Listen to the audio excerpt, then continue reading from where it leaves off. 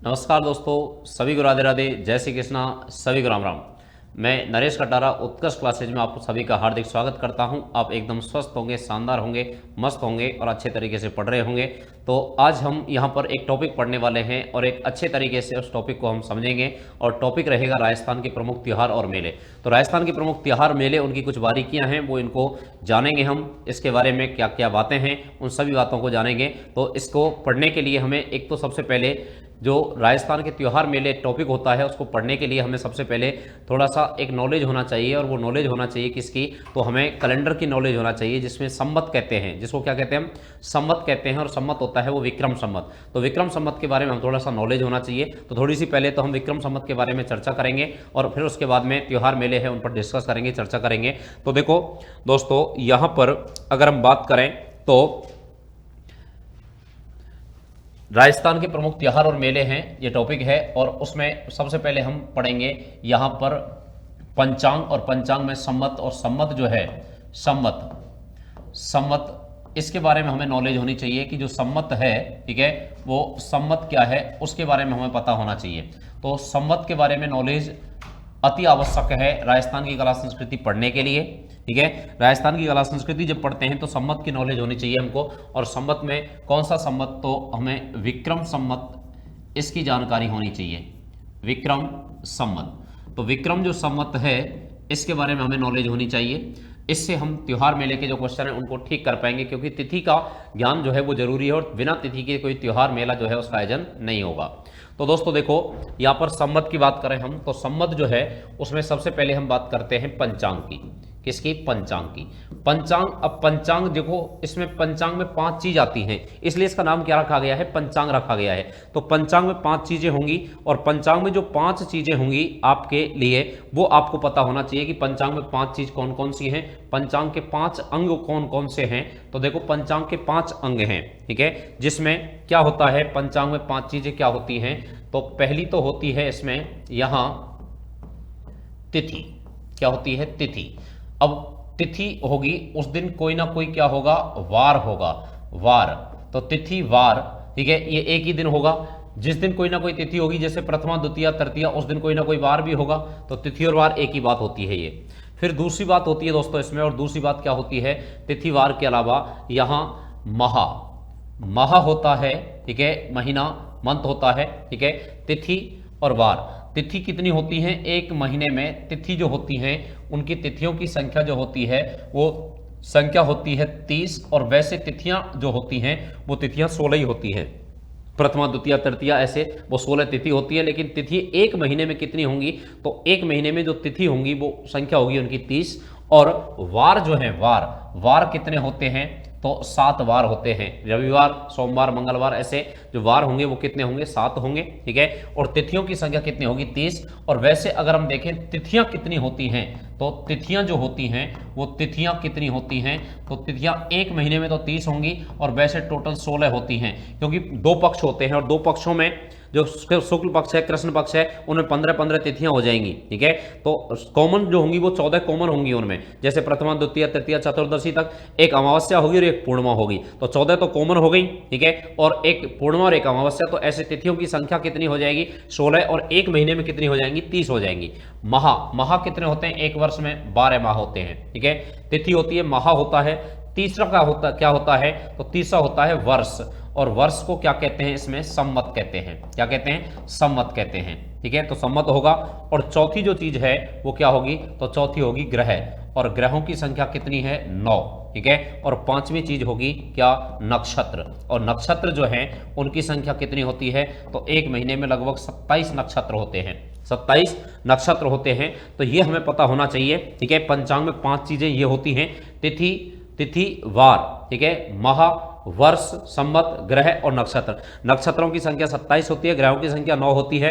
वर्ष संवत आप जानते ही, जैसे वर्ष चल रहा है 2024 और संवत कौन सा है तो उसमें 57 जोड़ देते हैं, ठीक है। तो कितना हो जाएगा? 2081 हो जाएगा, ठीक है, 2081 हो जाएगा। और माह कितने हैं? 12। और तिथि या वार कितने होते हैं? तो वार होते हैं 7 और तिथियों की संख्या 30 होती है। और यहाँ पर तिथियां जो है एक महीने में वो कितनी होती हैं? 16 तिथियां होती हैं। तो सबसे पहली बात तो ये पंचांग पता होना चाहिए हमें, ठीक है।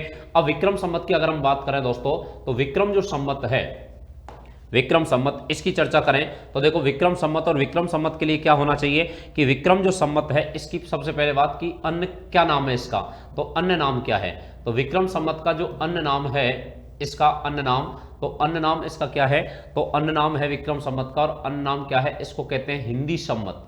क्या कहते हैं, हिंदी संवत। तो इसको हिंदी संवत कहा जाता है, इसको हिंदू संवत कहा जाता है, हिंदू संवत कहा जाता है, तो हिंदू संवत कहा जाता है, इसको हिंदी संवत भी कहा जाता है, इसको हिंदी वर्ष भी कहा जाता है, हिंदी या हिंदू वर्ष भी कहा जाता है। तो हिंदी या हिंदू वर्ष के नाम से भी इसको जाना जाता है। वर्ष और संवत एक ही बात होती है, तो यहां पर अन्य नाम है इसके ये, ठीक है। इसके अलावा यहां विक्रम जो संवत है इसकी हम बात करें तो इसकी विक्रम संवत की जो शुरुआत है वो शुरुआत किसके द्वारा की गई थी और कब की गई थी, तो इसकी शुरुआत की गई थी दोस्तों 57 ईसा पूर्व में, 57 ईसा पूर्व में। और ईसा पूर्व का मतलब होता है ये सन हमेशा उल्टा चलता है, तो यानी ईसवी सन से 57 वर्ष आगे हो गया, ठीक है। ईसा पूर्व ईसवी सन से 57 वर्ष पहले शुरू हो गया था, तो शुरुआत 57 ईसा पूर्व में की थी और किसके द्वारा की गई थी, तो राजा विक्रमादित्य द्वारा। शुरुआत, ठीक है, किसके द्वारा, राजा विक्रमादित्य द्वारा। तो राजा विक्रमादित्य थे और राजा विक्रमादित्य उन्होंने ये संवत शुरू किया था और राजा विक्रमादित्य और इनके द्वारा ये संवत शुरू किया गया। और राजा विक्रमादित्य कहाँ के राजा थे, तो उज्जैन के राजा थे। कहाँ के, उज्जैन के राजा। तो उज्जैन के राजा विक्रमादित्य ने विक्रम संवत की शुरुआत की थी 57 ईसा पूर्व में। इसलिए जो अंग्रेजी वर्ष है, अंग्रेजी वर्ष, उस अंग्रेजी वर्ष से विक्रम जो संवत है, विक्रम संवत, ये विक्रम संवत 57 वर्ष आगे रहता है, 57 वर्ष आगे रहता है। तो 57 वर्ष आगे रहेगा हमेशा विक्रम संवत। विक्रम संवत अंग्रेजी वर्ष से 57 वर्ष आगे रहेगा, ये बात हमें ध्यान रखनी है। कैसे, अगर हमें विक्रम संवत निकालना है तो देखो वर्तमान में 2024 क्या है, ईस्वी है, अंग्रेजी वर्ष है। अगर विक्रम संवत निकालना है तो प्लस कर देंगे इसमें 57 और 57 प्लस करेंगे तो यहां इसको जोड़ेंगे तो कितना आएगा, देखो 7 और 4 11 का 1, ठीक है, 5 और 2 7 और 1 8, ठीक है, और 20 का 20 आ जाएगा इधर। तो 2081 वर्तमान विक्रम संवत है। तो वर्तमान विक्रम जो संवत है दोस्तों, वो वर्तमान विक्रम संवत कितना है, 2081 है। तो ऐसे ये निकल करके आ जाता है, यानी कि विक्रम संवत और अंग्रेजी जो वर्ष है उन दोनों के बीच जो डिफरेंस है वो 57 वर्ष का रहता है। 57 वर्ष आगे रहता है विक्रम संवत अंग्रेजी वर्ष से। विक्रम संवत की शुरुआत उज्जैन के राजा विक्रमादित्य ने 57 ईसा पूर्व में कर दी थी, तो ये अंग्रेजी वर्ष से 57 वर्ष पहले शुरू हो गया है, ठीक है। तो इसलिए यहां पर इन दोनों के बीच में जो अंतर है, डिफरेंस है, वो कितने वर्ष का आ जाता है, 57 वर्ष का डिफरेंस आ जाता है, ठीक है। तो इसको ही विक्रम संवत को अगर हम देखें तो विक्रम संवत, इस विक्रम संवत में यहां पर जो पक्ष होते हैं वो पक्ष कितने होते हैं, तो विक्रम संवत में पक्ष होते हैं 2। कितने पक्ष होते हैं, 2 पक्ष होते हैं। तो यहां 2 पक्ष हैं और 2 जो पक्ष हैं उनको ध्यान रखना है कि 2 पक्ष कौन से हैं। तो इसमें 2 पक्ष होते हैं दोस्तों, उसमें एक तो होता है कृष्ण पक्ष। पहला पक्ष महीने का होता है कृष्ण पक्ष, कृष्ण पक्ष, और दूसरा जो पक्ष होता है वो होता है शुक्ल पक्ष, शुक्ल पक्ष। तो ऐसे 2 पक्ष होते हैं इसमें, कृष्ण पक्ष और शुक्ल पक्ष। कृष्ण पक्ष और शुक्ल पक्ष 2 पक्ष हैं इसमें विक्रम संवत में। अब जो कृष्ण पक्ष है इससे महीने की शुरुआत होती है और शुक्ल पक्ष पर महीने का अंत होता है, ठीक है। अब इसमें कृष्ण पक्ष में जो तिथि है उनकी बात करें तो तिथि होती है कितनी, यहाँ 15, ठीक है। और इसमें तिथि जो है वो तिथियों की संख्या कितनी होती है, 15। तो दोनों में 15-15 तिथि होती हैं, दोनों में 15-15 तिथि होंगी यहाँ कृष्ण पक्ष और शुक्ल पक्ष में, जिसमें यहाँ प्रथम जो तिथि होगी वो प्रथम तिथि होगी प्रतिपदा, प्रतिपदा, और अंतिम जो तिथि होगी वो अंतिम तिथि होगी। और अंतिम तिथि कौन सी होगी, तो अमावस। तो अमावस पर ये पक्ष खत्म हो जाता है, अमावस्या पर ये पक्ष खत्म हो जाता है, तो 15 तिथि हो जाती है, ठीक है। इधर प्रथम तिथि और प्रथम जो तिथि है इधर वो प्रतिपदा होगी, प्रतिपदा होगी। और अंतिम जो तिथि होगी इसमें वो अंतिम तिथि कौन सी होगी, तो अंतिम तिथि होगी दोस्तों इसमें, और वो कौन सी हो जाएगी, तो अंतिम तिथि होगी पूर्णिमा। कौन सी होगी, पूर्णिमा। तो अंतिम तिथि इसमें पूर्णिमा हो जाएगी, इसमें पूर्णिमा हो जाएगी। तो प्रथम अंतिम, ठीक है, प्रथम और अंतिम जो तिथियां हैं ये दोनों पक्षों की। अब कृष्ण पक्ष, इस कृष्ण पक्ष को अन्य किस नाम से जाना जाता है? तो कृष्ण पक्ष को अन्य नाम अगर हम देखें तो इसके अन्य नाम क्या है? तो इसको बदी पक्ष भी कहते हैं, बदी पक्ष भी कहते हैं इसको, और इसको अंधेरा पक्ष भी कहते हैं। क्या कहते हैं इसको? अंधेरा पक्ष। इसमें रातें अंधेरी होंगी, ठीक है, रातें अंधेरी होंगी तो ये अंधेरा पक्ष कहलाएगा, ठीक है। और यहां पर शुक्ल पक्ष की बात करें तो इसको सुदी पक्ष कहते हैं। क्या कहते हैं इसको? सुदी पक्ष कहते हैं, ठीक है। और इसको उजाला पक्ष कहते हैं, चांदना पक्ष होता है इसमें। यहां पर अगर हम देखें तो ये जो पक्ष है इसमें चांद बढ़ता है, चांद बढ़ता है, तो इसमें तो चांद बढ़ता है, ठीक है। और इसमें अगर हम देखें तो इसमें चांद घटता है, चांद घटता है। तो इसमें चांद घटता है, अमावस्या को बिल्कुल नहीं दिखेगा, इसमें बढ़ेगा तो पूर्णिमा को फुल दिखेगा, पूरा दिखेगा, ठीक है। तो ये दो पक्ष होते हैं, और दो जो पक्ष हैं कृष्ण पक्ष शुक्ल पक्ष, कृष्ण पक्ष और शुक्ल पक्ष होते हैं। और यहां कृष्ण पक्ष शुक्ल पक्ष ये दो पक्ष होते हैं एक महीने में। और यहां विक्रम संवत की अगर हम बात करें तो विक्रम संवत में जो माह होते हैं, विक्रम संवत, विक्रम संवत, और विक्रम संवत में जो माह हैं उनकी संख्या कितनी है? तो विक्रम संवत में महीने होते हैं दोस्तों कितने? 12। अब 12 महीने होंगे, और वो 12 महीने कौन से होंगे? तो यहां पर 12 जो महीने हैं, 12 महीने वो कौन कौन से हैं? तो देखो 12 महीने होते हैं,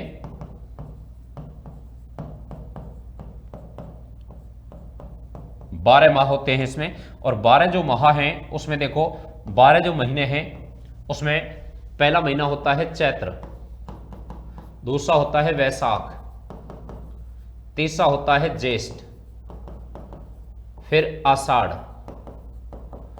आषाढ़, फिर श्रावण, फिर भाद्रपद, भाद्रपद, ठीक है। ऐसे 12 महीने होते हैं, ठीक है। फिर भाद्रपद के बाद चैत्र, वैशाख, ज्येष्ठ, आषाढ़, सावन, भाद्रपद, ठीक है। फिर भाद्रपद के बाद आता है आश्विन, आश्विन, फिर कार्तिक, फिर मार्गशीर्ष, मार्गशीर्ष, फिर पौष, फिर उसके बाद माघ, और फिर फागुन। तो ये ऐसे 12 महीने होते हैं, ठीक है। 12 महीने होते हैं। पहला महीना होता है चैत्र और अंतिम महीना होता है फागुन, ठीक है। और जो नववर्ष होता है वो आधे चैत्र से शुरू होता है। तो इसमें जो नववर्ष होगा, ठीक है, वो नववर्ष कब होगा? तो नववर्ष की शुरुआत होती है आधे चैत्र से, चैत्र शुक्ला प्रतिपदा से। तो नववर्ष कब मनाया जाता है? नववर्ष। और नववर्ष जिसको हम नव संवत्सर कहते हैं वो मनाया जाता है चैत्र शुक्ल प्रतिपदा को। चैत्र शुक्ला प्रतिपदा, चैत्र शुक्ला एकम को होता है नववर्ष मनाया जाता है। तो नववर्ष होता है चैत्र शुक्ला प्रतिपदा को, ठीक है, ये मनाया जाता है। इसको नव संवत भी कहते हैं। क्या कहते हैं इसको? नव संवत।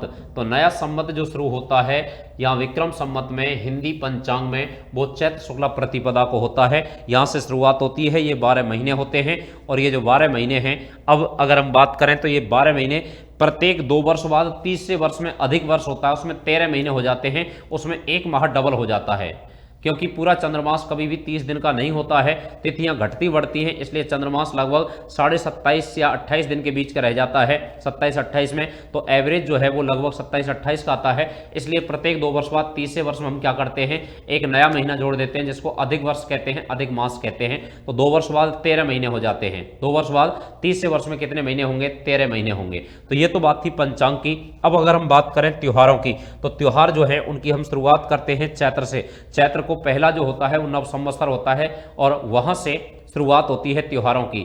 अब यहां पर त्योहार जो हैं उनकी हम बात करें तो देखो, त्योहारों की बात करते हैं, और त्योहार उनकी बात करें तो देखो, त्योहार प्रत्येक महीने में त्योहार मनाए जाते हैं, प्रत्येक महीने में त्योहार मनाए जाते हैं।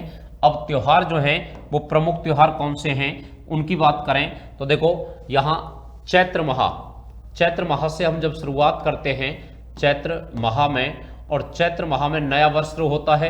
नया वर्ष जब शुरू होगा चैत्र माह में, आधे चैत्र से शुरू होता है, वो आधे चैत्र से शुरू होता है। और चैत्र माह के जो त्योहार हैं उनमें कौन कौन से त्योहार हैं? तो पहला होता है यहाँ नव वर्ष होता है। फिर इसी दिन शुरुआत होती है यहाँ पर वसंतीय नवरात्रा, वसंतीय नवरात्रा। तो वसंतीय नवरात्र शुरू होते हैं। वसंतीय नवरात्र 9 दिन चलते हैं ये, ठीक है। वसंतीय नवरात्र होंगे, ये 9 दिन चलेंगे। तो 9 दिन वसंतीय नवरात्र चलेंगे, कब से लेकर के, यहाँ प्रथमा से लेकर के और नवमी तक। फिर बीच में इसी में आती है यहाँ पर गणगौर। क्या आती है? गणगौर। तो गणगौर आती है दोस्तों, और गणगौर जो है वो कब आती है? तो चैत्र शुक्ल पक्ष की तृतीया को आती है गणगौर। और गणगौर जो है वो जयपुर की प्रसिद्ध है। कहाँ की प्रसिद्ध है? जयपुर की। और जयपुर में गणगौर का मेला बढ़ता है, जयपुर की शाही सवारी निकलती है गणगौर की। और गणगौर जो है, जिसमें कुछ गणगौर है राजस्थान की, जैसे गुलाबी गणगौर नाथद्वारा की है, ठीक है। बिना ईसर की गबर जैसलमेर की है, बिना गबर के ईसर की गणगौर बीकानेर की है। और गणगौर प्रसिद्ध है कहाँ की? तो गणगौर प्रसिद्ध है जयपुर की, ठीक है। गणगौर का आरटीडीसी का होटल है, वो भी जयपुर में है। और गणगौर पर नृत्य किया जाता है, घूमर नृत्य। कौन सा नृत्य? घूमर नृत्य किया जाता है। तो यहाँ पर गणगौर चैत्र शुक्ला तृतीया को मनाई जाती है, ठीक है। फिर गणगौर के बाद में अगला जो चौथा त्योहार है चैत्र में, वो है अशोका अष्टमी। क्या है? अशोका अष्टमी। तो अशोका अष्टमी का त्योहार मनाया जाता है, और ये चैत्र शुक्ल पक्ष में अष्टमी को मनाया जाता है। चैत्र शुक्ल पक्ष में अष्टमी को, उसको कहते हैं अशोका अष्टमी। तो यहाँ ये चैत्र माह में जो त्योहार है, वो चैत्र माह के जो त्योहार हैं वो अशोका अष्टमी होती है। फिर उसके बाद में नवमी, और नवमी को जो त्योहार होता है, नवमी को जो त्योहार होता है वो होता है राम नवमी। राम नवमी। और राम नवमी कब आती है? चैत्र शुक्ला नवमी, चैत्र शुक्ल नवमी। और इस दिन भगवान श्री राम जी का, रामचंद्र जी का जन्मोत्सव मनाया जाता है।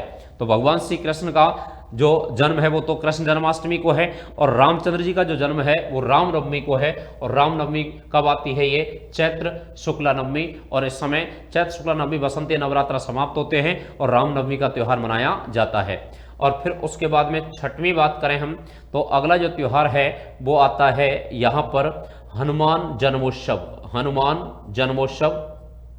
तो हनुमान जी का बर्थडे होता है, जन्मदिवस होता है, हनुमान जन्मोत्सव। और हनुमान जन्मोत्सव जो है वो कब मनाया जाता है? तो ये ध्यान रखना, हनुमान जन्मोत्सव जो होगा वो चैत्र पूर्णिमा को होगा, चैत्र पूर्णिमा। तो चैत्र पूर्णिमा को हनुमान जन्मोत्सव मनाया जाता है, चैत्र पूर्णिमा को हनुमान जन्मोत्सव। तो ये चैत्र माह में जो त्योहार हैं उसमें देखो, नववर्ष, वसंतीय नवरात्रा, गणगौर, अशोकाष्टमी, राम नवमी और हनुमान जन्मोत्सव। चैत्र पूर्णिमा को मनाया जाता है हनुमान जन्मोत्सव। अब ये चैत्र माह के जो शुक्ल पक्ष के त्योहार हैं वो त्योहार हैं, ठीक है, शुक्ल पक्ष में। तो चैत्र माह में शुक्ल जो पक्ष है वो शुक्ल पक्ष, ये दूसरा पक्ष होता है। पहला पक्ष जो होता है वो तो कृष्ण पक्ष होता है, लेकिन वर्ष की शुरुआत हम शुक्ल पक्ष से करते हैं। तो यहाँ शुक्ल पक्ष के जो त्योहार हैं ये मनाए जाते हैं। और कृष्ण पक्ष के चैत्र माह के अगर हम देखें, कृष्ण पक्ष के, तो कृष्ण पक्ष के चैत्र माह के जो त्योहार हैं उनमें अगर हम देखें तो यहाँ पर कृष्ण पक्ष में चैत्र माह में, ठीक है, कौन सा त्योहार होगा? तो पहला जो त्योहार होता है वो होता है धुलंडी। धुलंडी, और धुलंडी जो होती है वो चैत्र कृष्ण पक्ष में, चैत्र कृष्णा प्रतिपदा को होती है, एकम को होती है। धुलंडी का पर्व मनाया जाता है जिसमें हम होली खेलते हैं, और राजस्थान में अलग अलग जगह अलग अलग प्रकार की होलियां खेली जाती हैं, ठीक है। तो यहाँ पर धुलंडी का जो पर्व है वो धुलंडी का पर्व चैत्र कृष्णा एक को होता है। फिर उसके बाद में अगर हम देखें तो यहाँ अगला त्योहार होता है शीतला अष्टमी। कौन सी होती है? शीतला अष्टमी। और शीतला अष्टमी जो है वो बासुड़ा बनाया जाता है शीतला माता का, और वो होता है चैत्र कृष्णा अष्टमी को, चैत्र कृष्णा अष्टमी को।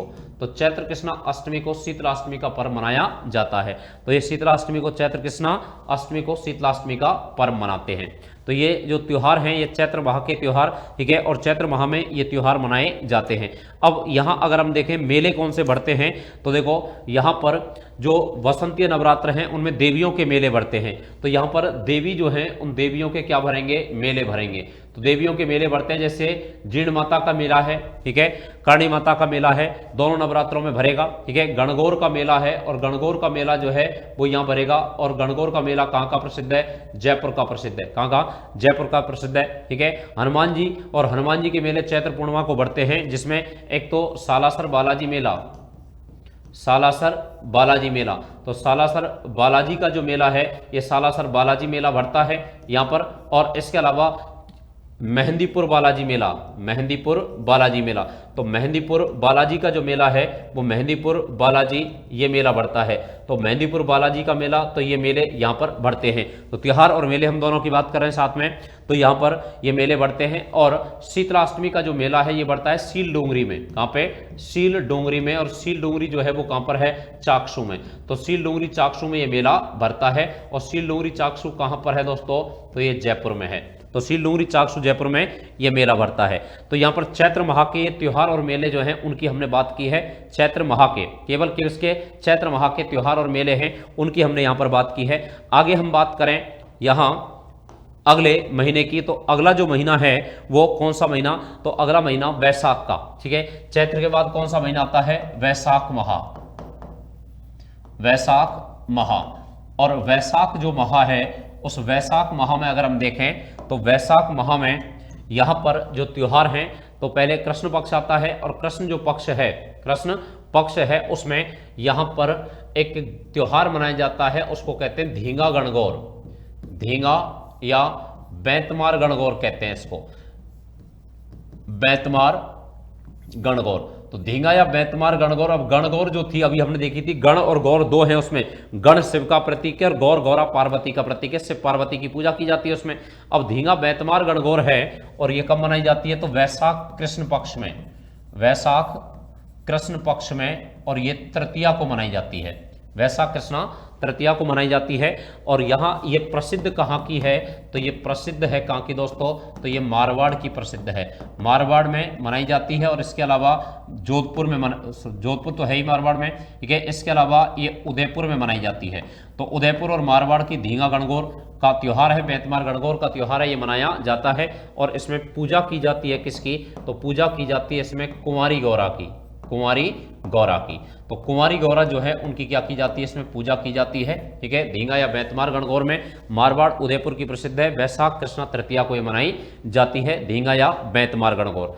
दूसरी हम बात करें अगले त्योहार की, तो यहाँ पर जो वैशाख माह है, इस वैशाख माह में जब शुक्ल पक्ष में जाते हैं, तो ये तो कृष्ण पक्ष का त्योहार था, एक ही त्योहार आता है इसमें कृष्ण पक्ष में। शुक्ल पक्ष में जो त्योहार आता है उसमें अगर हम चलें तो वहां पर आती है अक्षय तृतीया। अक्षय तृतीया, अक्षय तृतीया जो है ये अक्षय तृतीया, इसको ही कहते हैं हम आखा तीज। आखा तीज, तो आखा तीज अक्षय तृतीया। और आखा तीज अक्षय जो तृतीया है ये मनाई जाती है कब? तो वैशाख शुक्ल पक्ष में, वैशाख शुक्ल पक्ष में। और वैशाख शुक्ल पक्ष की तृतीया को मनाई जाती है। तो वैशाख शुक्ल तृतीया को मनाई जाती है आखा तीज, अक्षय तृतीया। और इस दिन आपको पता है कि इस दिन एक तो जन्मोत्सव मनाते हैं, और इस दिन जन्मोत्सव होता है किसका? तो जन्मोत्सव होता है भगवान परशुराम जी का, भगवान परशुराम जी का। भगवान परशुराम जी जो हैं उनका जन्मोत्सव होता है इस दिन। दूसरी बात, इस दिन स्वर्ण खरीदना शुभ मानते हैं, स्वर्ण खरीदना शुभ माना जाता है। तो स्वर्ण खरीदना जो शुभ होता है वो स्वर्ण खरीदना शुभ होता है किस दिन? यहाँ अक्षय तृतीया के दिन। और इस दिन अक्षय तृतीया के दिन किसान जो हैं वो किसान 7 अनाजों की पूजा करते हैं, 7 अनाजों की पूजा करते हैं। तो 7 अनाजों की पूजा की जाती है किसानों के द्वारा, ठीक है। और इस दिन अक्षय तृतीया के दिन आपको और विशेष जानकारी, तो देखो यहाँ पर अक्षय तृतीया के दिन क्या करते हैं? तो अक्षय तृतीया के दिन दोस्तों इसके अलावा 2 युगों की शुरुआत हुई थी। तो इस दिन से 2 युग हैं उनकी शुरुआत हुई थी, युगों की शुरुआत है। तो 2 युगों की क्या हुई है? इस दिन से शुरुआत मानी जाती है। टोटल 4 युग हैं जिसमें सतयुग, त्रेता, द्वापर, कलयुग हैं, ठीक है। 2 युगों की शुरुआत है। वो 2 युग कौन कौन से हैं? तो सतयुग और त्रेता युग। त्रेता युग, सतयुग और त्रेता युग की शुरुआत इसी दिन से मानी जाती है, अक्षय तृतीया के दिन से। और इस दिन अबूझ सावा होता है। क्या होता है? अबूझ सावा, असूझ सावा कहते हैं। तो असूझ अबूझ सावा होता है। और हिंदू धर्म में सर्वाधिक बाल विवाह, सर्वाधिक जो बाल विवाह हैं वो सर्वाधिक बाल विवाह भी किस दिन होते हैं, तो सर्वाधिक बाल विवाह इस दिन होते हैं अक्षय तृतीया के दिन। तो ये अक्षय तृतीया की सारी बातें जो थी वो अभी हमने बात की हैं। भगवान परशुराम जी का जन्मोत्सव होता है और यहाँ स्वर्ण खरीदना इस दिन शुभ मानते हैं, किसान सात अनाजों की पूजा करते हैं। और इसी दिन आपको पता है स्थापना हुई थी, और स्थापना हुई थी 1488 ईस्वी में राव बीका ने स्थापना की थी, किसकी, बीकानेर शहर की। तो बीकानेर जो शहर है वो बीकानेर शहर की स्थापना की थी राव बीका ने। और राव बीका ने कब स्थापना की थी, तो राव बीका ने स्थापना की थी 1488 में अक्षय तृतीया के दिन। तो बीकानेर स्थापना दिवस मनाया जाता है अक्षय तृतीया के दिन, अक्षय तृतीया के दिन। तो ये सारी जो बातें हैं दोस्तों ये वैशाख माह के अक्षय तृतीया, और हमने बात की है धींगा गणगौर बेंतमार गणगौर की दो त्योहारों की बात की है इसमें। आगे जब जाते हैं हम तो वैशाख माह में, और वैशाख माह में यहाँ तीसरा जो त्योहार आता है वो आती है पूर्णिमा, और उसको कहते हैं हम बुद्ध पूर्णिमा। क्या कहते हैं, बुद्ध पूर्णिमा। और इसको ही हम कहते हैं क्या, बुद्ध पूर्णिमा को ही, या हम पीपल पूर्णिमा, क्या कहते हैं, पीपल पूर्णिमा। तो पीपल पूर्णिमा या बुद्ध पूर्णिमा कहा जाता है वैशाख की पूर्णिमा को, और पीपल पूर्णिमा वैशाख की पूर्णिमा होती है। कौन सी पूर्णिमा है ये, तो ये वैशाख की पूर्णिमा है, वैशाख पूर्णिमा। तो वैशाख पूर्णिमा को ये पर्व मनाया जाता है, और वैशाख पूर्णिमा को जो पर्व मनाया जाता है बुद्ध पूर्णिमा का, पीपल पूर्णिमा का मनाया जाता है। इस दिन पीपल की पूजा करते हैं। तो इस दिन पूजा की जाती है, और पूजा की जाती है किसकी, तो पीपल वृक्ष की। पीपल का जो वृक्ष है उसकी क्या करते हैं, पूजा करते हैं। तो पीपल के वृक्ष की दोस्तों इस दिन पूजा करते हैं हम, ठीक है। तो पीपल के वृक्ष की पूजा की जाती है इस दिन। तो पीपल का जो वृक्ष है उसकी हम पूजा करते हैं इस दिन। और दूसरा, बुद्ध पूर्णिमा क्यों कहते हैं इसको, तो गौतम बुद्ध और गौतम जो बुद्ध हैं उनकी जो घटनाएं हैं वो इसी पूर्णिमा को घटित हुई हैं, जिसमें अगर हम देखें गौतम बुद्ध की, तो देखो गौतम बुद्ध जो हैं उनका जन्म, उनको ज्ञान प्राप्ति और उनको मोक्ष प्राप्ति, ठीक है, जन्म, ज्ञान और मोक्ष, ठीक है। तो जन्म इनका, और जन्म जो है वो हुआ था यहाँ बुद्ध पूर्णिमा को। यहाँ कहाँ हुआ था, तो इनका जन्म हुआ था लुम्बिनी में जन्म हुआ था इनका, ठीक है। ज्ञान की प्राप्ति हुई थी इनको बोध गया में, और मोक्ष प्राप्त हुआ था इनको कुशीनगर में, ठीक है। तो ये तीनों घटनाएं जो हैं, ये तीनों घटनाएं गौतम बुद्ध की, ठीक है, ये किस पूर्णिमा को हैं, तो यहाँ पर ये तीनों बुद्ध पूर्णिमा, वैशाख पूर्णिमा को हैं। और वैशाख पूर्णिमा, बुद्ध पूर्णिमा जो है, इसलिए ही इसका नाम क्या पड़ गया, बुद्ध पूर्णिमा। तो यहाँ पर गौतम बुद्ध हैं, और गौतम बुद्ध जो हैं इनकी ये सभी घटनाएं इसी पूर्णिमा से संबंधित होने के कारण क्या कहलाती है, तो इसको बुद्ध पूर्णिमा, वैशाख पूर्णिमा कहते हैं। अब मेले कौन कौन से बढ़ते हैं इस दिन, अगर हम वैशाख पूर्णिमा के मेले को देखें, मेलों की बात करें, तो इस समय बड़े मेले बढ़ते हैं, जिसमें देखो यहाँ पर जो मेले हैं वो मेले कौन कौन से बढ़ते हैं। मेलों की अगर हम बात करें तो वैशाख पूर्णिमा के जो मेले हैं उनकी बात करें तो मेले, वैशाख पूर्णिमा के जो मेले हैं उसमें एक तो मेला बढ़ता है यहाँ बाणगंगा मेला, बाणगंगा मेला बढ़ता है विराटनगर में, इसी दिन बढ़ता है। दूसरा मेला बढ़ता है गौतमेश्वर मेला, और गौतमेश्वर जो मेला है ये बढ़ता है अरनोद में, और अरनोद है प्रतापगढ़ में। कहां पर है, प्रतापगढ़ में। तो प्रतापगढ़ में अरनोद है, यहां ये मेला बढ़ता है, ठीक है। तीसरा मेला नक्की झील मेला, तो नक्की झील जो मेला है ये नक्की झील मेला, और नक्की झील मेला बढ़ता है कहां पे, माउंट आबू सिरोही में ये मेला बढ़ता है। नक्की झील मेला वैशाख पूर्णिमा को बढ़ता है। तो बाणगंगा मेला है, गौतमेश्वर मेला है, नक्की झील मेला है, ठीक है। और एक है अगर हम बात करें तो यहां पर गोमती सागर मेला, और गोमती सागर मेला बढ़ता है, ये बढ़ता है झालरापाटन में। कहां बढ़ता है, झालरापाटन में, ठीक है। तो झालरापाटन में, तो ये सब मेले जो हैं दोस्तों, ये मेले कहाँ बढ़ते हैं, कब बढ़ते हैं, तो ये सब वैशाख पूर्णिमा के दिन मेले बढ़ते हैं। तो ये वैशाख पूर्णिमा के मेले हैं, इन मेलों का आयोजन किया जाता है वैशाख पूर्णिमा के समय। अगली हम बात करें यहाँ पर अगले महीने की, तो वैशाख तो पूर्णिमा को खत्म हो जाता है, वैशाख के बाद आता है ज्येष्ठ।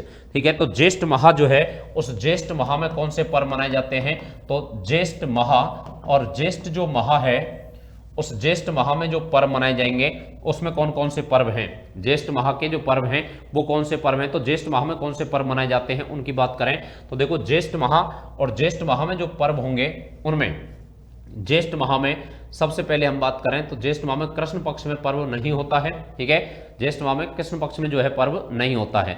इसके बाद में जो ज्येष्ठ माह के अलावा जो अगला जो पर्व है, ठीक है, अगले जो पर्व है ज्येष्ठ माह के अलावा, ठीक है, कृष्ण पक्ष के अलावा शुक्ल पक्ष में, तो उसमें कौन से पर्व हैं, तो देखो यहां पर एक तो आता है ज्येष्ठ माह में पहला पर्व है, और वो पहला पर्व है ज्येष्ठ का दशहरा आता है, और ज्येष्ठ का जो दशहरा है उसको कहते हैं गंगा दशहरा। गंगा दशहरा, तो गंगा दशहरा का पर्व मनाया जाता है ज्येष्ठ शुक्ल दशमी को, ज्येष्ठ शुक्ल दशमी को। इस दिन गंगा का धरती पर अवतरण हुआ था, तो इसको गंगा दशहरा के रूप में मनाया जाता है। और गंगा को धरती पर लेकर आए थे भगीरथ, भगीरथ जो है ये गंगा को इस दिन धरती पर लेकर के आए थे। ठीक है, और इस दिन गंगा दशहरा मेला भरता है, और मेला भरता है गंगा दशहरा का कामा में, कामा डेग भरतपुर। तो कामा डेग भरतपुर जो है यहां पर ये मेला भरता है, गंगा दशहरा मेला इस दिन। ठीक है, और गंगा दशहरा का पर्व मनाया जाता है, और गंगा दशहरा ज्येष्ठ शुक्ला दशमी को। अगले दिन होती है निर्जला एकादशी, निर्जला एकादशी। तो निर्जला एकादशी और निर्जला एकादशी का जो पर्व है वो निर्जला एकादशी का पर्व मनाया जाता है। और निर्जला एकादशी का पर्व कब मनाया जाता है, तो निर्जला एकादशी का जो पर्व है दोस्तों, वो निर्जला एकादशी का पर्व मनाया जाता है ज्येष्ठ माह में, ज्येष्ठ माह में। और ज्येष्ठ जो माह है उस ज्येष्ठ माह में शुक्ल पक्ष में, शुक्ल पक्ष में एकादशी को, ज्येष्ठ शुक्ल एकादशी को निर्जला एकादशी, इस दिन बिना अन्न जल ग्रहण किए क्या रखा जाता है, व्रत रखा जाता है, उसको कहते हैं निर्जला एकादशी का व्रत। तो निर्जला एकादशी का व्रत मनाया जाता है। ठीक है, तो ये निर्जला एकादशी ये ज्येष्ठ माह के त्योहार हैं। ठीक है, इसके अलावा ज्येष्ठ के बाद में आषाढ़ माह, आषाढ़ माह, और आषाढ़ जो माह है उसके पर्वों की अगर हम बात करें तो आषाढ़ माह का जो पर्व है उसमें आषाढ़ माह में एक तो होती है भड़ल्या नवमी, भड़ल्या नवमी, भड़ल्या नवमी होती है, और ये आषाढ़ शुक्ल पक्ष में होती है, आषाढ़ शुक्ल पक्ष में होती है। और आषाढ़ शुक्ल पक्ष की कौन सी होती है, नवमी होती है। और इस दिन यहां अबूझ सावा होता है, अबूझ सावा होता है, तो अबूझ सावा होगा। ठीक है, विवाह आदि संपन्न किए जाते हैं। और फिर होती है यहां पर एकादशी, और उसको कहते हैं देवसैनी एकादशी, देवसैनी एकादशी। तो देवसैनी एकादशी है, और देवसैनी एकादशी कब होती है, तो ये आषाढ़ माह में, आषाढ़ शुक्ल एकादशी होती है। तो आषाढ़ शुक्ल एकादशी होती है, और आषाढ़ शुक्ल एकादशी जो है यहां पर देवसैनी एकादशी होती है आषाढ़ शुक्ल एकादशी को। और एकादशी को जो आषाढ़ शुक्ल एकादशी को देवसैनी जो एकादशी होती है दोस्तों, उसमें आपको पता है कि इस दिन से देवता जो हैं वो देवता 4 माह के लिए सो जाते हैं, सोते हैं, विश्राम करते हैं। ठीक है, और इन 4 माह में हिंदू धर्म में विवाह आदि शुभ मांगलिक कार्यक्रम का आयोजन नहीं होता है। ठीक है, शुभ मांगलिक कार्यक्रम नहीं होते। आषाढ़ शुक्ला एकादशी होती है ये। ठीक है, तो आषाढ़ शुक्ला 11 और देवसैनी एकादशी, देवता 4 माह के लिए, कितने माह के लिए, 4 माह के लिए सो जाते हैं। इन 4 माह में हिंदू धर्म में कोई शुभ मांगलिक कार्यक्रम नहीं होता है, तो उसको क्या कहा जाता है, देवसैनी एकादशी कहा जाता है। बिल्कुल अच्छे से आपके समझ में आ गया होगा। देवसैनी एकादशी और भड़ल्या नवमी आषाढ़ माह में है। ठीक है, फिर उसके बाद में आती है यहाँ, और वो तीसरा जो त्योहार है आषाढ़ माह का, वो आती है गुरु पूर्णिमा, गुरु पूर्णिमा। और गुरु जो पूर्णिमा है इसको ही कहते हैं हम व्यास पूर्णिमा। महर्षि वेदव्यास जी का जन्म दिवस होता है, तो यहां इस दिन गुरु जी की पूजा की जाती है। और ये पूर्णिमा होती है कौन सी, आषाढ़ पूर्णिमा, आषाढ़ पूर्णिमा होती है। तो आषाढ़ पूर्णिमा के नाम से इसको जाना जाता है। गुरु पूर्णिमा व्यास पूर्णिमा होती है। महर्षि वेदव्यास जी का जन्म दिवस होता है, तो वो गुरु जी और उनका बर्थडे मनाया जाता है, जन्म दिवस मनाया जाता है, जन्मोत्सव मनाते हैं, गुरु जी की पूजा की जाती है इस दिन। तो इसको गुरु पूर्णिमा, व्यास पूर्णिमा या आषाढ़ पूर्णिमा कहा जाता है। तो ये आषाढ़ माह के त्योहार हैं। और आषाढ़ के बाद में क्या आता है, तो आषाढ़ के बाद में आता है दोस्तों श्रावण। क्या आता है, श्रावण माह। ठीक है, तो सावन माह आ जाता है और आषाढ़ के बाद जब सावन माह आता है तो सावन माह जो है इसमें अगर हम देखें तो यहां पर सावन में जो त्योहार है उसमें एक आती है हरियाली अमावस। सावन में पहले हम देखें तो इसमें सावन माह जो है उसमें शुरुआत से देखें कृष्ण पक्ष से, तो कृष्ण पक्ष में जो त्योहार हैं उसमें पहले तो यहां पर सावन माह में कृष्ण पक्ष में जो त्योहार आएंगे उसमें कृष्ण पक्ष में कृष्ण पक्ष और कृष्ण पक्ष में जो त्योहार आएंगे उनकी हम बात करें तो देखो पहले यहां पर एक त्योहार आएगा और वो त्योहार आएगा यहां पर नाग पंचमी। नाग पंचमी, अब ये नाग पंचमी जो है दोनों पक्षों में मनाते हैं ज्यादातर, और यहां श्रावण कृष्णा पंचमी, श्रावण कृष्णा पंचमी इसमें भी मनाई जाती है और शुक्ल पक्ष में मनाई जाती है। तो श्रावण कृष्ण पंचमी, नाग पंचमी का त्योहार मनाया जाता है, पूजा की जाती है नागों की। फिर उसके बाद में नेवला, नेवला या निडर नवमी, निडर नवमी, तो निडर नवमी ये मनाई जाती है और ये श्रावण कृष्णा, श्रावण कृष्णा नवमी होती है। तो इसमें तो पूजा की जाती है किसकी, तो पूजा की जाती है नागों की, और इसमें पूजा की जाती है किसकी, तो इसमें पूजा की जाती है नेवलों की। तो नेवला जो सांप को मार देता है, ठीक है, उसकी पूजा की जाती है। और इस समय बरसात का समय होता है तो यहाँ सांप ज्यादा निकलते हैं तो सांपों की, नागों की क्या करते हैं हम पूजा करते हैं, ठीक है। तो ये सावन माह में होता है। फिर उसके बाद में यहाँ तीसरा है हरियाली अमावस, हरियाली अमावस। और हरियाली जो अमावस है ये हरियाली अमावस का पर्व मनाया जाता है और ये श्रावण अमावस्या को होता है, श्रावण अमावस को होता है। तो श्रावण अमावस को हरियाली अमावस का पर्व मनाया जाता है। हरियाली अमावस, और हरियाली जो अमावस है सावन की मावस, सावन की मावस, ठीक है। तो यहाँ इस दिन हम इसको वन अमावस भी कहते हैं, वन अमावस भी कहते हैं। और वन अमावस के दिन आपको पता है कि वन विहार करते हैं लोग, ठीक है, और इस समय मेले भरते हैं। और इस समय जो मेले भरते हैं उनकी हम बात करें तो हरियाली अमावस को जो मेले भरेंगे उनमें कौन से मेले हैं, तो हरियाली अमावस को जो मेले हैं, ध्यान से सुनना, हरियाली अमावस के मेले हैं उसमें एक तो है कल्प वृक्ष मेला, कल्प वृक्ष मेला। और कल्प वृक्ष जो मेला है ये बढ़ता है मांगलियावास में, मांगलियावास में। तो मांगलियावास जो है यहाँ मांगलियावास में कल्प वृक्ष मेला बढ़ता है। और मांगलियावास कहाँ है, तो अजमेर में है। कहाँ पर है, अजमेर में। और एक मेला बढ़ता है यहाँ पर गुरुद्वारा बुड्ढा जोहड़ मेला, गुरुद्वारा बुड्ढा जोहड़ मेला। तो गुरुद्वारा बुड्ढा जोहड़ जो मेला है ये गुरुद्वारा बुड्ढा जोहड़ मेला ये भरता है। और गुरुद्वारा बुड्ढा जोहड़ मेला भरता है कहाँ पे, तो ये रायसिंह नगर में, रायसिंह नगर में, अनूपगढ़ के पास में है श्री गंगानगर। तो रायसिंह नगर में, अनूपगढ़ के पास में श्री गंगानगर में ये गुरुद्वारा है और यहाँ पर ये मेला बढ़ता है श्री गंगानगर में। तो ये मेला है कौन सा, गुरुद्वारा बुड्ढा जोहड़ मेला। तो गुरुद्वारा बुड्ढा जोहड़ मेला है, कल्पवृक्ष मेला है, दोनों मांगलियावास अजमेर में तो बढ़ता है कल्पवृक्ष मेला, और गुरुद्वारा बुड्ढा जोहड़ रायसिंह नगर गंगानगर में हरियाली अमावस को बढ़ते हैं, ठीक है। हरियाली अमावस को वन अमावस कहते हैं, सावन की अमावस होती है, सब जगह हरियाली होती है तो इसको हरियाली अमावस के नाम से जाना जाता है। तो ये सावन माह के कृष्ण पक्ष में त्योहार मनाए जाते हैं। शुक्ल पक्ष की बात करें दोस्तों तो शुक्ल पक्ष, शुक्ल पक्ष, ठीक है। अब यहां शुक्ल पक्ष जो है ये किसका, श्रावण माह का। तो श्रावण जो माह है इस श्रावण माह में शुक्ल पक्ष है और श्रावण माह में जो शुक्ल पक्ष है उसमें त्योहार आता है पहला, और वो आती है यहां पर हरियाली तीज। कौन सी है, हरियाली, सावन का चौथा त्योहार है हरियाली तीज।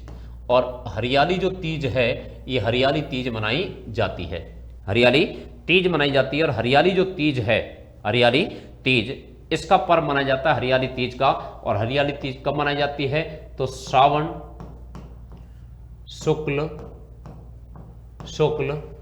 तृतीया, इसको कहते हैं छोटी तीज। क्या कहते हैं, छोटी तीज। तो छोटी तीज भी कहा जाता है इसको, ठीक है। छोटी तीज का त्योहार है ये, और छोटी तीज का त्योहार है ये जयपुर का प्रसिद्ध है। कहाँ का प्रसिद्ध है, जयपुर का प्रसिद्ध है। तीज जो है ये प्रतीक है किसका, तो प्रतीक है पार्वती का। किसका, पार्वती का। और हिंदू धर्म में, हिंदू जो धर्म है, हिंदू धर्म, उसमें त्योहारों की शुरुआत, त्योहारों की शुरुआत, त्योहारों की जो शुरुआत है वो इसी तीज से होती है। इसलिए कहावत है, और कहावत क्या है कि तीज त्योहारा बावड़ी, तीज त्योहारा बावड़ी, तो तीज त्योहारा बावड़ी, तीज त्योहारा बावड़ी ले डूबी गणगौर, ले डूबी गणगौर। तो तीज त्योहारा बावड़ी ले डूबी गणगौर, गणगौर पर त्योहारों का अंत हो जाता है और तीज से त्योहारों की शुरुआत होती है। तीज जयपुर का प्रसिद्ध है, तीज माता की सवारी निकलती है और यहाँ पर जयपुर में तीज माता का क्या बढ़ता है, मेला बढ़ता है। यहाँ पर तीज माता की शाही सवारी निकाली जाती है, तो तीज माता की शाही सवारी निकलती है, तीज माता का मेला बढ़ता है जयपुर में, ठीक है। हरियाली तीज होती है, सावन शुक्ला तृतीया, और इस दिन यहाँ पर एक पर्व भी मनाया जाता है राजस्थान में, और वो होता है सिंजारा पर्व, ठीक है। तीज की पूर्व संध्या को मनाया जाता है सिंजारा का पर्व। तो सिंजारा जो पर्व है, ये सिंजारा पर्व कब मनाया जाता है, तीज की पूर्व संध्या को। इसलिए कहावत भी है कि सांझ सिंजारा तड़के तीज, सांझ सिंजारा, शाम को सिंजारा होगा, तड़के यानी अगले दिन क्या होगी, तीज, ठीक है। तो सांझ सिंजारा तड़के तीज, तो सिंजारे का पर्व मनाया जाता है। सिंजारे आते हैं और वो सिंजारे किधर से आते हैं, तो वर पक्ष की तरफ से सिंजारा भेजा जाता है, ठीक है। और वो सिंजारा जिसमें श्रृंगार का सामान होता है, सिंजारा का अर्थ होता है श्रृंगार, ठीक है, तो श्रृंगार का सामान भेजा जाता है, उसको सिंजारे का पर्व कहते हैं। तो ये सावन माह में शुक्ल पक्ष में दोस्तों ये त्योहार मनाया जाता है। तो सावन माह का शुक्ल पक्ष का त्योहार होते हैं। और फिर आगे हम बात करें तो यहाँ पर सावन माह में शुक्ल पक्ष में है, ठीक है, ये त्योहार है और ये मेले जो है इनका आयोजन होता है। और फिर हम आगे बात करें तो सावन माह में ये फिर रक्षाबंधन का पर्व होता है, किसका, रक्षाबंधन का पर्व होता है, पांचवा त्योहार होता है रक्षाबंधन, रक्षाबंधन का पर्व होता है। रक्षाबंधन का जो पर्व है, ये रक्षाबंधन का पर्व श्रावण पूर्णिमा को होता है, श्रावण पूर्णिमा को रक्षाबंधन का त्योहार मनाया जाता है। तो श्रावण पूर्णिमा को ये रक्षाबंधन का पर्व मनाते हैं, रक्षाबंधन का पर्व मनाया जाता है, वो कब होता है, श्रावण पूर्णिमा को मनाया जाता है, श्रावण पूर्णिमा को होता है रक्षाबंधन का पर्व। तो यहाँ ये रक्षाबंधन का पर्व है और रक्षाबंधन का पर्व ये भाई बहन का त्योहार है, किसका, भाई बहन, तो भाई बहन का त्योहार होता है। तो भाई बहन का त्योहार होता है रक्षाबंधन का, ठीक है, पर्व होता है। और रक्षाबंधन जो है ये राखी बांधी जाती है बहन द्वारा भाई की कलाई में और उससे रक्षा का वचन लिया जाता है। और इस दिन पूजा करते हैं, और पूजा करते हैं किसकी, श्रवण कुमार की, श्रवण कुमार। तो श्रवण जो कुमार है उसकी, श्रवण कुमार की पूजा करते हैं, उनके नाम पर श्रावण के महीने का नाम है सावन महीना, ठीक है। श्रवण कुमार की क्या करते हैं, पूजा करते हैं, और ये सावन पूर्णिमा को होता है। और इस पूर्णिमा को नया यज्ञोपवीत धारण करते हैं और इसको नारियल पूर्णिमा भी कहते हैं। क्या कहते हैं इसको, नारियल पूर्णिमा के नाम से भी इसको जाना जाता है। तो नारियल पूर्णिमा कौन सी पूर्णिमा, ये ध्यान रखना, सावन की पूर्णिमा, उसको नारियल पूर्णिमा भी कहते हैं, नारियल भेंट किया जाता है। और इस दिन यज्ञोपवीत धारण करना शुभ माना जाता है, नया जो जनेऊ है वो इस दिन धारण करते हैं, ठीक है। तो ये सावन माह के त्योहार, ठीक है, सावन माह में मनाए जाते हैं, सावन माह का त्योहार है, ठीक है। और मेले हैं कुछ, ठीक है, तो इनकी चर्चा हमने की है, यहाँ पर कुछ बातें जो हमने की हैं, बाकी जो हैं बाकी हम आगे डिटेल में भी पढ़ने वाले हैं इनको। तो यहाँ पर सावन माह और सावन माह तक के जो त्योहार हैं उनकी चर्चा की है। तो ये बहुत अच्छा टॉपिक है जिसमें से प्रत्येक में पेपर में प्रश्न पूछे जाते हैं, ठीक है। और वो प्रश्न जो हैं वो प्रश्न लगभग यहाँ पर आते हैं। तो इस टॉपिक को, ठीक है, हम अगले पार्ट में और पढ़ेंगे, ठीक है। तो इस टॉपिक को जो पूरा डिटेल में है वो जानेंगे हम, फिर आगे की बातें भी करेंगे। तो इस टॉपिक में हमने रक्षाबंधन तक यानी सावन माह तक की जो त्योहार हैं उनकी चर्चा की है दोस्तों। रक्षाबंधन का जो त्योहार है उसकी चर्चा की है, यानी कि सावन तक की त्योहारों की चर्चा की है। उसके अगले महीने के जो त्योहार हैं वो भी हम पढ़ेंगे, लेकिन वो नेक्स्ट जो अगला वीडियो आएगा उसमें हम पढ़ने वाले हैं उनको, ठीक है। तो यहाँ पर ये जो पर्व है, त्योहार है, ठीक है, पर्व, उसको त्योहार, मेले, इनके बारे में छोटी मोटी सामान्य जो जानकारी है वो हमने प्राप्त की है, ठीक है, कि इस प्रकार ये त्योहार मनाए जाते हैं दोस्तों। तो आप इसको पढ़ते रहिए, ठीक है दोस्तों। धन्यवाद। जय हिंद, जय भारत, जय जय राजस्थान।